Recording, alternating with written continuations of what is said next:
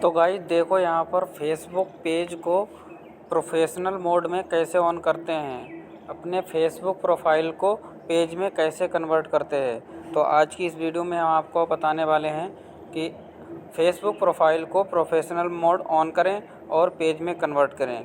तो स्टार्ट करते हैं वीडियो की। सबसे पहले फेसबुक को ओपन करना है और इसके बाद में यहाँ पर जो फेसबुक प्रोफाइल का फ़ोटो दिख रहा है इस पर क्लिक करेंगे।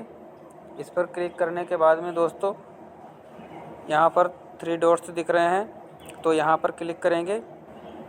यहाँ पर क्लिक करने के बाद कुछ इस तरीके का इंटरफेस आ जाएगा। उसके बाद में यहाँ पे सबसे नीचे वाले से दूसरे नंबर पे जो ऑप्शन है टर्न ऑन प्रोफेशनल मोड, इस बटन को ऑन कर लेना है। तो मेरा ऑलरेडी ऑन है, इसीलिए ये टर्न ऑफ प्रोफेशनल मोड दिखा रहा है। आपके मोबाइल में, आपके फ़ोन में टर्न ऑन प्रोफेशनल मोड करना है और इसको कभी ऑफ़ भी मत करना। अगर ऑफ़ कर दोगे तो ये फिर ऑन भी नहीं हो सकता है।